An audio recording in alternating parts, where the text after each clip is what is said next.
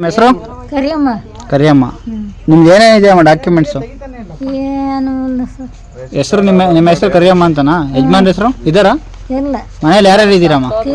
ನಾನು ಒಬ್ಬ ಇರೋ. ಒಬ್ಳೆ? ಹಾಂ. ರೇಷನ್ ಕಾರ್ಡ್ ಇದೆಯಮ್ಮ? ಇತ್ತು, ಕ್ಯಾನ್ಸಲ್ ಆಯ್ತು. ಹಾಂ. ಅದೇ ಅನ್ನಲ್ಲ. ಎಷ್ಟು ವರ್ಷ ಆಯ್ತಮ್ಮ ಕ್ಯಾನ್ಸಲ್ ಆಗಿ?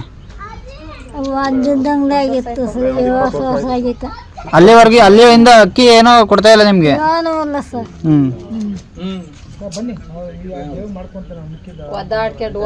ಪಿಂಚಣಿ ಆಧಾರ ಬರ್ತಿದ್ಯಾ? ಪಿಂಚಣಿ ಬರುತ್ತಾ? ಯಾವುದು ಇಲ್ಲ ಸರ್. ಆಧಾರ್ ಕಾರ್ಡ್ ಇದೆಯಾ ನಿಮ್ದು? ಇಲ್ಲ. ಆಧಾರ್ ಕಾರ್ಡ್ ಇಲ್ಲ. ವೋಟರ್ ಐಡಿ ಇದೆಯಾ? Vote ready. ವೋಟ್ ಹಾಕ್ತೀರಾ? ಹ್ಞೂ. ವೋಟ್ ಹಾಕ್ತೀರಾ? ವೋಟ್ ಒಂದು ಮಾಡ್ಕೊಟ್ಟಿದ್ದಾರೆ, ಇನ್ನೇನು ಮಾಡ್ಕೊಟ್ಟಿಲ್ಲ. ಮಕ್ಳಿದಾರ ನಿಮ್ಗೆ?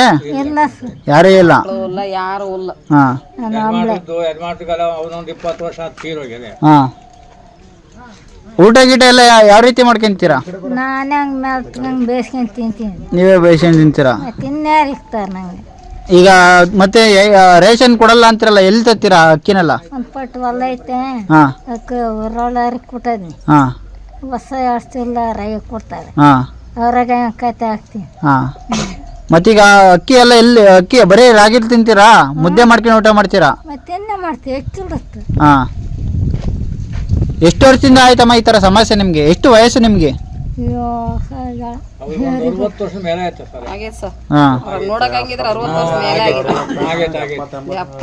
ನಡೆದಾಡ್ತೀರಾ ಇಲ್ವಾ ನೀವು? ನಡೆದಾಡಕ್ಕಾಗಲ್ಲ.